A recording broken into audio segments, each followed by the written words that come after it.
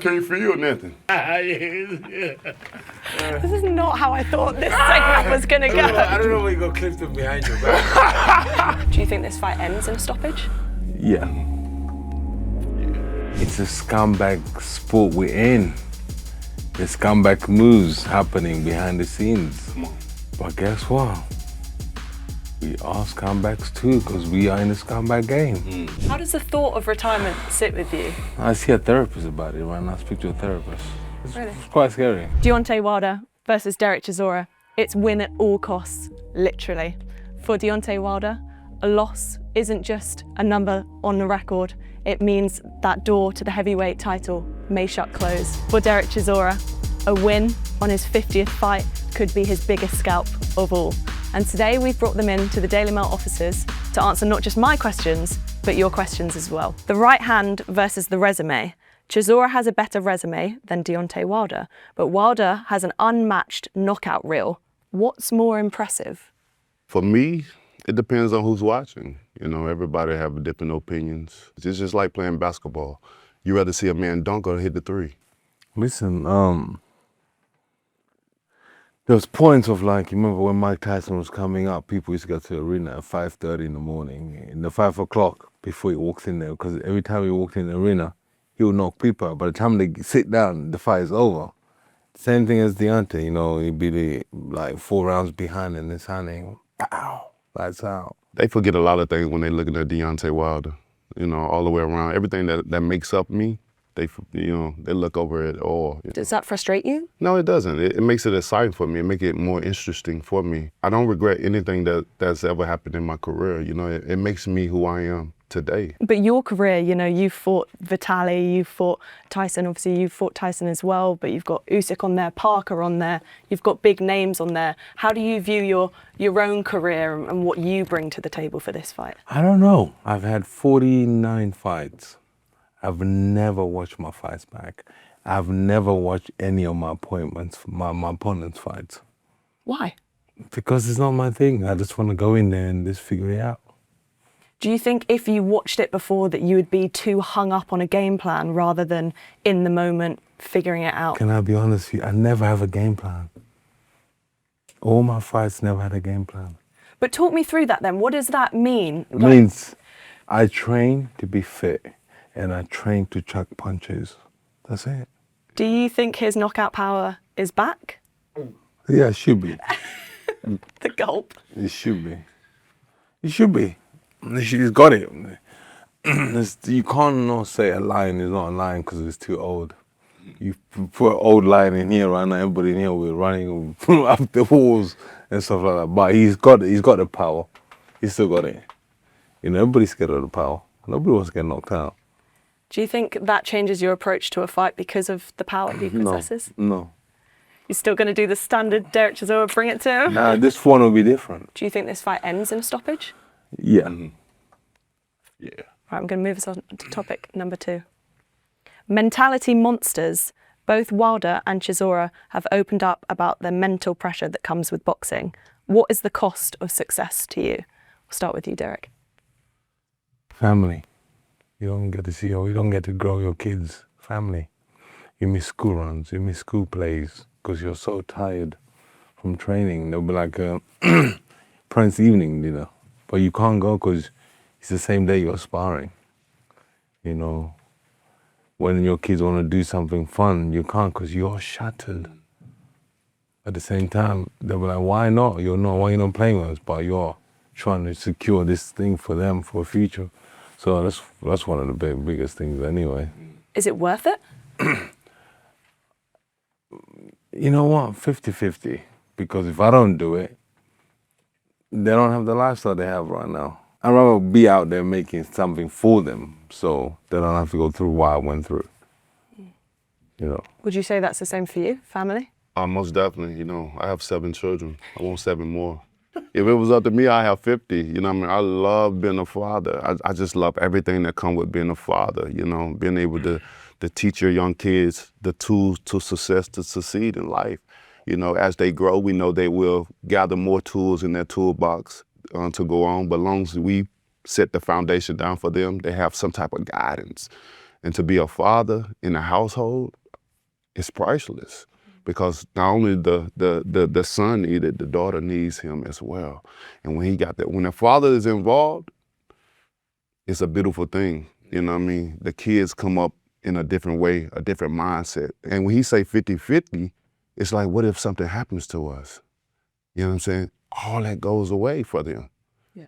Only thing that is left behind is what we leave behind. You said a while ago that you felt like after Deontay's fights with Tyson Fury that he changed and that he's never been the same mentally after those fights. What did you mean by that, and why did you say that about Deontay? I mean, like, the first fight with Tyson was amazing. Second fight, I think he overtrained for them. And then after that, he just lost himself a little bit. You know, he started feeling sorry for himself, but in a way that, you know, everybody does that, but, you know, you have to come back. And now he's back, you know, because the first fight was amazing. The last two fights something was going on. I don't know what was going on with him. Would you agree with that? Yeah, most definitely, I would agree. But it had nothing to do with the fight itself. It was just the people that was around, you know, the people that I trusted the most, you know, even in boxing, you know what I'm saying? Boxing is a business. You know, many people call it a sport, but it's a business. When you're in it, you understand it's a business. For me to call it a sport is a masking agent to what it really is, you understand? It's like I said before, when you don't know much about the business, it's fun. You know what I mean? You moving around, you're happy. You know, it's exciting to win and do certain things, but when you find out certain things and you see certain things for yourself, Changes it's like, perspective. wow, and then you see it again, you too. But what do you mean by that? Like, I've heard you say that before, but what? You know, what it's not does the time go and the on place behind to the scenes? discuss certain things, you know what I mean? Because they already don't want me here now. You know, my life was already on the line and threatened before. I've gotten calls. But is that coming from like your opponent, or is that coming from the promoters, or what side is it coming from? Basically, it's just simple. To put it in a simple text everybody can understand. Is just it's a scumbag sport we're in. There's scumbag moves happening behind the scenes. Come on. Yeah, the scumbag stuff. But guess what? We are scumbags too, because we are in the scumbag game. He's a scumbag, I'm a scumbag. Do you understand? Because we are in this scumbag situation. Do you understand? And the scumbags like to deal with scumbags. If you're not, it's just one of those things. But is that like the contracts being No. manipulated? I want to explain that to you. You will not understand it, so don't even try to figure it out. Yeah, you will not understand it. It's a scumbag game. Just leave it like that. Do you have to earn a knockout then to eliminate those factors? Yeah, you can't leave it in the judge's hand. You know what I mean? That's just only when you're in the ring with certain fights. To knock a person out is always the ultimate answer to everything. You know what I mean? That way you know for sure nothing can happen from that point because you know what the automatic result is. You know what I mean? So They don't want me to win. So I need to go for a knockout. By me going for a knockout, I left myself vulnerable and I got knocked out. But I don't complain about that because it's one of those things. I could never change it. Obviously, being at the top of the heavyweight division and being the big stars and the big names. I'm not at the top. I'm in the middle. Don't ask me. I can't answer that. So it comes with a lot of pressure. Don't ask me. I'll scare me to the top. I'm at the bottom. Leave me the fuck alone. No question.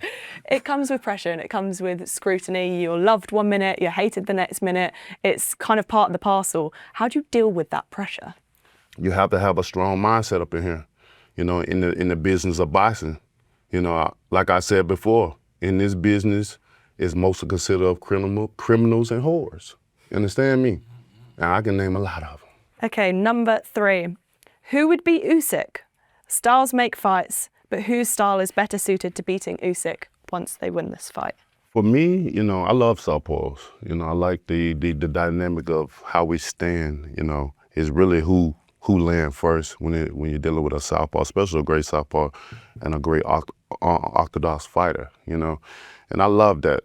you know, because it's such a challenging thing. It's a strategy.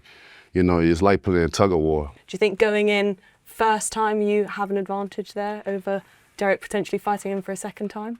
It's all depending on what you got going on in life, you know, how bad you really want it. Regular people don't understand what we go through as fighters. They'll never understand. And no matter, it's just like we explained to you about the business and stuff like that, you'll never understand. You may go home thinking about what we said and trying to figure it out yourself, but you'll never understand. You won't get it, you know, and it's just like people, they don't get it when you have to risk your life for your money. It's a serious thing. That's why I advocate for fighters when people try to steal our money. They want to sit on the outside and watch it while we in there risking our life. And you want to take all our money and say, well, that's the most he's ever made in his life. Well, that's the most you'd have fucking made too. That don't mean you get it from me. Go find it somewhere else. It's crazy. And then something happens to them. They're in the hospital. Half the time, they don't even want to pay the hospital bill. You have to pay that. Barely getting you know what I'm saying? Whatever I got to do to put this show on, you know, and when the Warriors get in there, may God be with them. Yeah. I just want that money. I think a lot of them look at, now you do have some people that really cares about you, you know, you do. It's very small, but they're here. Is the motivation for this fight the money and the money going forward, or is it getting that man and getting the belts that come with that man? I want that man right there because the money comes with it. You know what I mean? We both have money. You know what I mean? We're both good, whether we have this business or not. You know what I mean? But for me, my legacy means everything for me. You know, coming back to that's why I'm still here.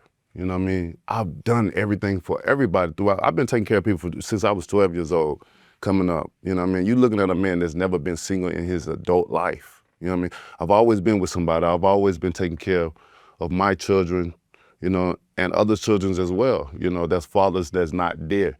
Sometimes when I do that, that brings the father back in because they feel like I'm trying to get at their woman or something like that. It ain't nothing like that. Like, I'm helping you out, my man. You know what I mean? I want to, you know, because I feel a child shouldn't have to go through certain things because they didn't ask to be here. You put them there. And if you didn't want them there, you should have wrapped up, you know? Well, this, I can't feel nothing. Then take care of yourself.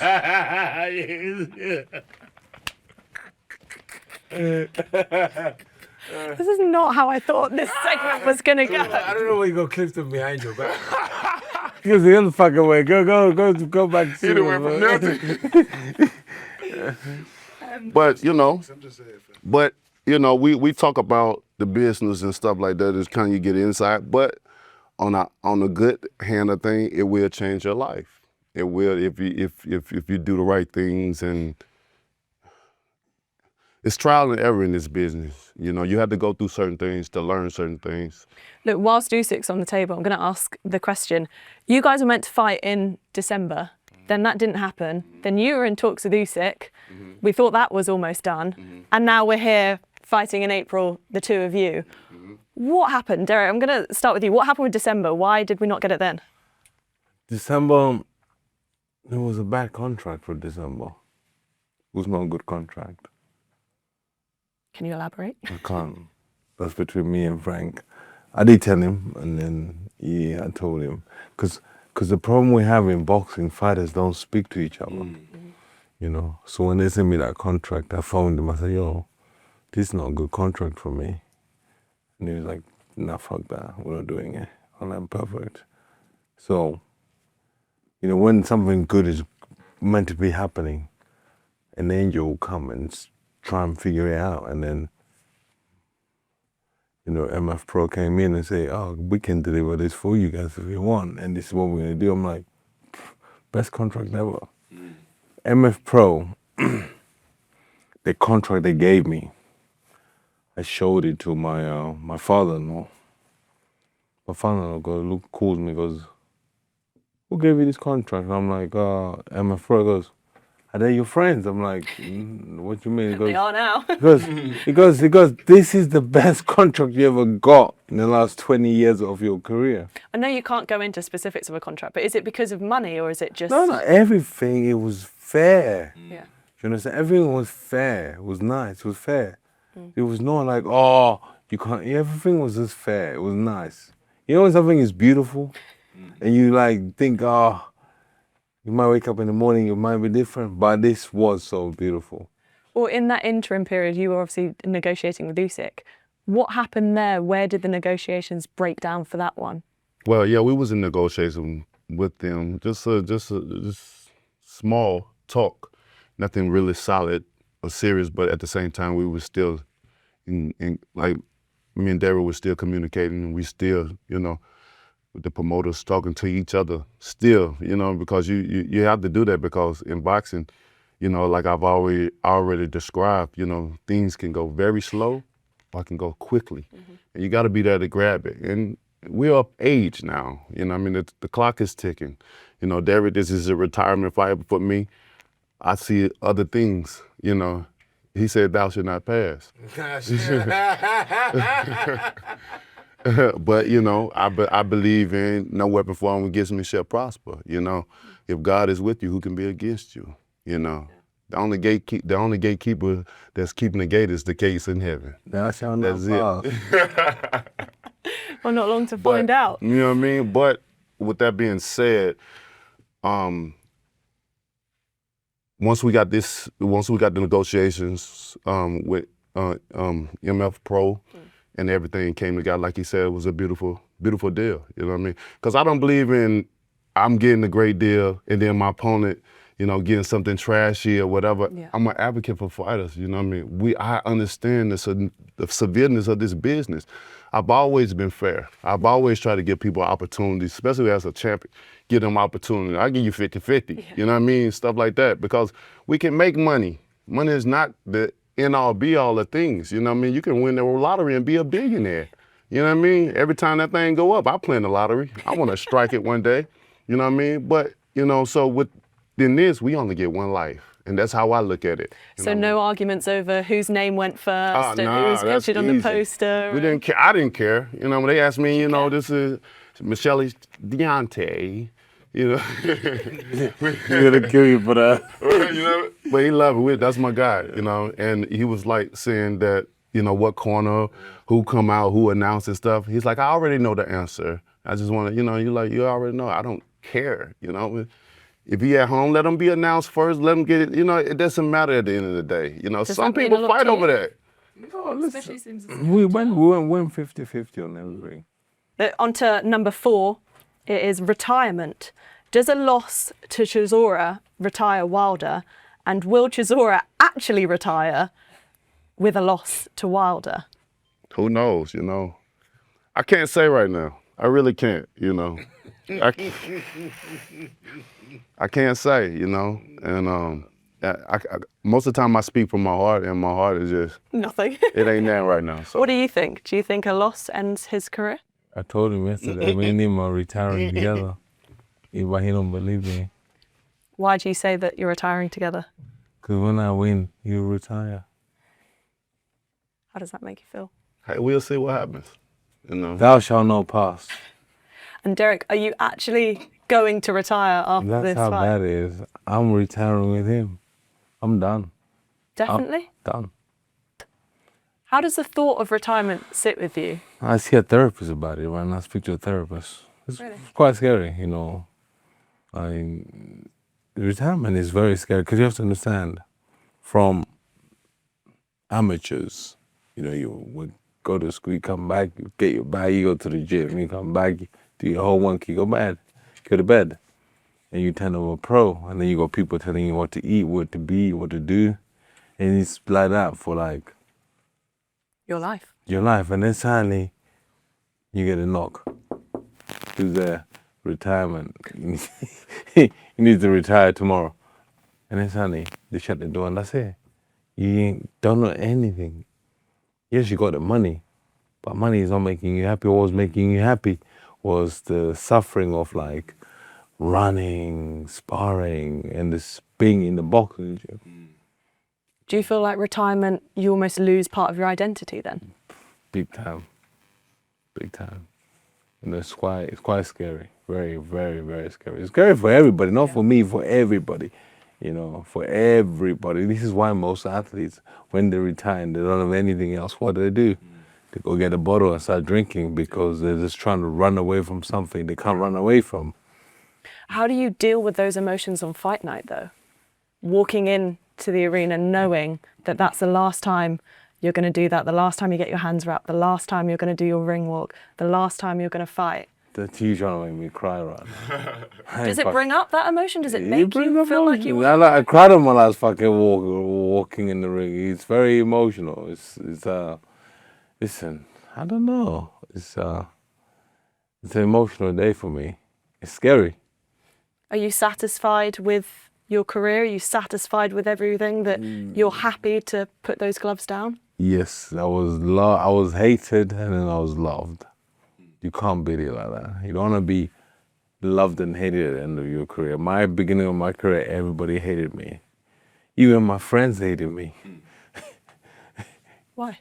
Because they're like, what are you doing? That's not boxing. I'm like, I'm just doing what I need to do to make money. No, you can't do that. And they sounded like, you know what? We like it. That's quite cool. And they became fans. Yeah. You know, but it's quite hard. It's hard because, you know, you wake up on a Monday and then you're like, wow, I'm retired. What's next? Yeah.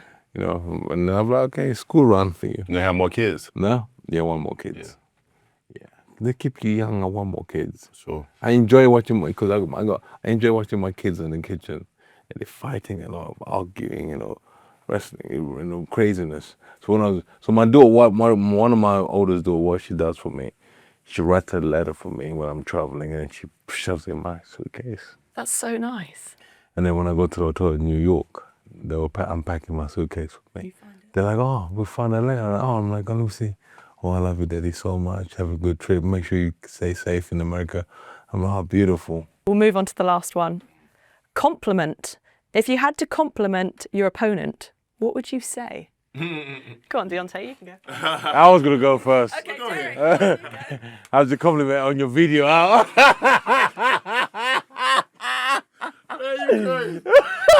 It's not me. About 99% of things that have been said is not true. Nah, compliment. You know what? He's a true man. You know, there's some people you hang out with and you're like, they're dicks, but Deontay is not. Because me and we hanged out so many times. Saudi, Vegas, Saudi, we went together a lot in Saudi. And he's a family man. He loves kids. And a man who loves kids, yeah, is a great man. Yeah, you know, and that's it, you know. There's so much love for kids. And he, like, as you say, I've been listening to him speaking, he loves everybody around him until they fucking piss him off. You know, that's it. So I hope he loves me now, because when I get in the ring, I want to piss him off. We're gonna have a good fight. What's your compliment? For me, we have so much in common. You know what I mean? We live so many thousands of miles away, but we have so much in common. You know what I mean? Especially when he talk about his kids. I can't do nothing but smile, because I can't hang around nobody that don't take care of their kids. They know, even back home, like, don't come around me, you don't take care of your children, because you're gonna get it from me. And it ain't gonna be nice, you know what I mean? Because I value that very much so, you know, it's so much. I used to go to orphanages, I used to talk to inner city kids that's just straight poor, you know, still do charity work for them. And I do it without having media and stuff anonymously. I do certain things nobody know I've done for them, because I don't want the publicity. I don't do it for that. I don't care about the fame. I didn't get in this business for the fame. I got in because to help my daughter that was spina bifida. So I risked my life to save a life. You know what I'm saying? That's the only reason why I'm here. You know what I mean? But he has the same characteristics of myself. You know what I mean? I see a lot. He's, like I said, this is my type of guy. You know, this is somebody I would hang out with. I love his personality. I love everything about him as a human being and as a fighter. I can't say that about a lot of people. I don't hang around a lot of people. Some people, many men want to get in my presence and want to be around me, because when you truly understand who I am, it's like, if you hate me, you be around me, you're gonna love me, because I'm nothing like what they think I am, you know what I mean? And there's just, you know what I mean, he got a beautiful spirit and beautiful heart and soul, and I mean that, you know what I mean? And like I've said before, I love him, you feel me? I love this man. I love everything about him. I don't see how nobody could hate him or whatever, you feel me? And that's just my heart with him. But when it's time, the night of the fight, all that goes out the window. We have to do a job at the end of the day, you know, and we don't want to how we are with each other. We don't want to confuse anyone about our kindness, these words that we exchanging with each other, you know, their playfulness and whatever. That just make us two dangerous men. This is why this is the fight of the 100 fight right here. You got two warriors that don't give a fuck. You understand me? We can't end on too nice. So my last thing for you is, Derek, tell Deontay exactly what's going to happen on fight night. On fight night, yeah, thou shalt not pass, and you be walking out the ring with me retired. And Deontay to Derek. Well, I want to hear this. Try to say it without I want to hear it. know what to say, you know. It's gonna be a great fight, Derek. I know. It's only one man can go. It's gotta be one man to stay. I want you to stay by the gate. Thou shalt pass. Thou shalt not. Thou shalt pass, and and when I pass and to complete the mission, complete the task, and get the job done, I'm gonna phone you and I'm gonna tell you all about it. I'm gonna invite you. You are not saying the big man yet. You know what I mean? And that's just how it's gonna be. I'm gonna pass you at the gate while you had a big black eye, and I'm gonna give you a hug though. I'm gonna give you a hug, gonna hug it out. You know, we might go get us a big bag, and you know what I'm saying, and shit, we're gonna enjoy ourselves. I'll be standing there. Thou shalt not pass. Ah. But it's gonna be war. That's why I like Derek Chisora, War Chisora, because it really is gonna be a war. Well, it's not long to see the fight happen. It's going to be live and exclusively on DAZN. Can we get a handshake to finish this off? Almost up. My man.